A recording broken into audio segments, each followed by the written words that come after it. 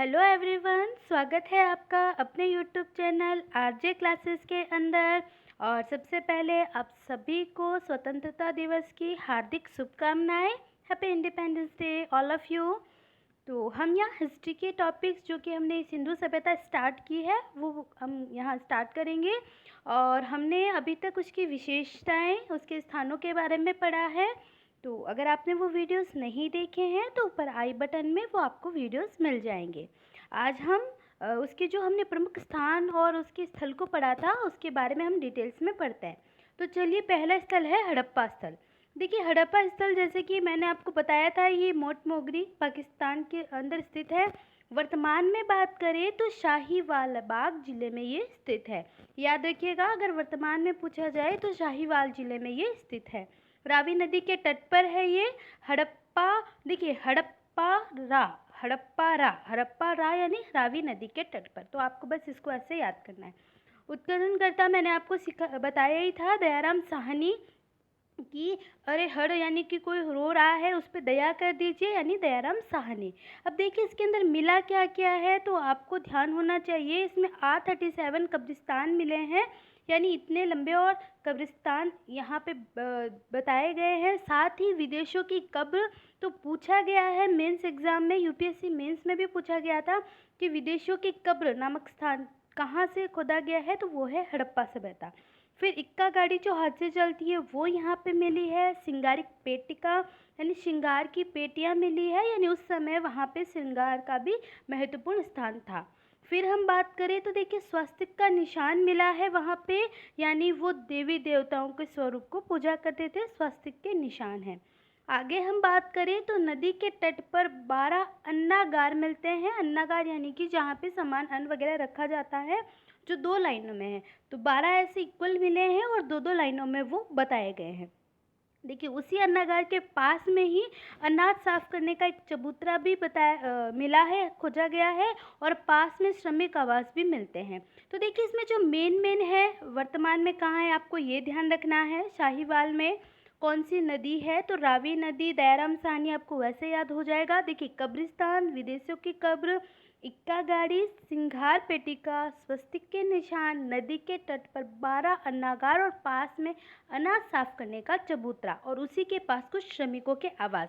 तो बस आपको ये मेन चीज़ें ही ध्यान रखनी है और इसी पे ही क्वेश्चंस आते हैं। तो चलिए हम नेक्स्ट देखते हैं। नेक्स्ट हम बात करें मोहनजोदड़ो। देखिए, मोहनजोदड़ो की बात करें तो इसकी स्थिति मैंने आपको बताया था, लरकाना सिंध पाकिस्तान के अंदर है। मोहनजोदड़ो जो कि सिंधु नदी के तट पर है। उत्खननकर्ता राक्खल दास बनर्जी की मोहन है, जो क्या है, सिंध यानी सिंधु हो गया है, किसको कोई रख लीजिए, है ना, राक्खल दास बनर्जी। मैंने कहा था मोहन खो गया है, कहाँ पे, पाकिस्तान में, किसी ने रख लिया, राक्खल दास बनर्जी। अब देखिए, मोहनजोदड़ो का जो शाब्दिक अर्थ है उसे हम कहते हैं मृतकों का टीला। याद रखिएगा, मोहनजोदड़ो का शाब्दिक अर्थ बहुत बार पूछा गया है, या मृतकों का टीला किसे कहा गया है, तो वो है मोहनजोदड़ो। अब इसमें जो मिला है वो मिला है विशाल स्नान घर मिले। देखिए, जब अन्नागार की बात आए तो वो है हड़प्पा के अंदर, जब विशाल स्नानघर की बात आए, बड़े बड़े स्नानघर, तो वो है मोहनजोदड़ो में। इनका आकार था 39x23x8। तो इस प्रकार के बड़ा बड़ा फिट के ऐसे बड़ा बड़ा स्नानगार मिले हैं। साथ ही हम बात करें तो इसके उत्तर व दक्षिण में सीढ़ियाँ बनी हुई। ये जो स्नानगार है, इतने जो हम कह सकते हैं अंदर तक फिट के अंदर, इनके अंदर उत्तर से दक्षिण की तरफ सीढ़ियाँ बनी हुई है। इसमें बिटुमिनस का लेप किया गया है। इसके उत्तर दिशा में 6 वस्त्र बदलने के कक्ष है। तो ये देखिए, स्नानगार याद रखिएगा, इसकी विशेषताओं के बारे में पूछा जा सकता है, किस तरफ सीढ़ियाँ बनी हैं, किसका लेप किया गया है, और कितने प्रकार के वस्त्र बदलने के कक्ष बताए गए हैं। आगे हम बात करें तो बीच जो 3 तरफ है, इसके बरामदे बने हुए हैं। बरामदों के पीछे भी कई कक्ष बने हुए हैं।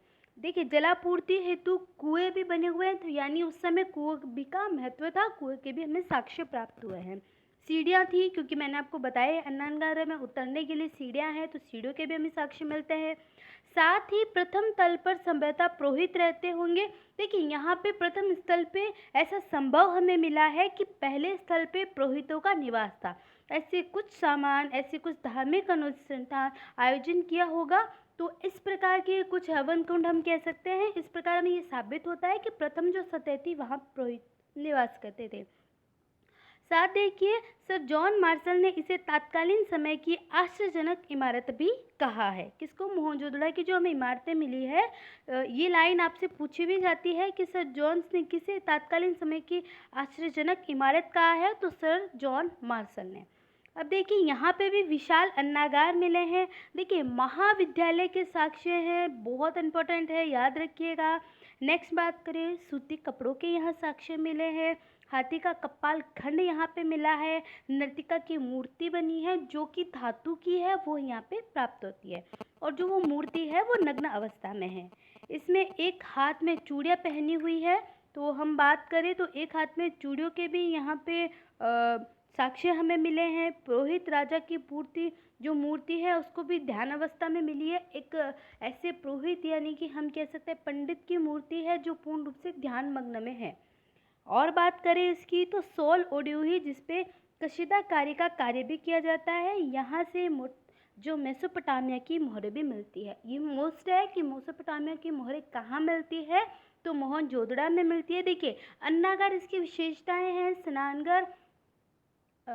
स्नानघर इसकी विशेषताएं हैं, साथ ही महाविद्यालय के साक्ष्य हैं, सूती कपड़ों के साक्ष्य हैं और नर्तक की मूर्ति है। स्वस्तिक की बात करें तो हड़प्पा सभ्यता में है।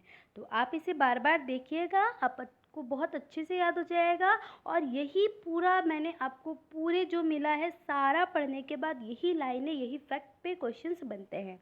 तो आज के लिए इतना ही। नेक्स्ट क्लास में हम इससे आगे के स्थानों की बात करेंगे। अगर आप हमारे चैनल पे नए हैं तो प्लीज़ चैनल को सब्सक्राइब कीजिएगा, लाइक कीजिएगा, शेयर कीजिएगा। Thank you.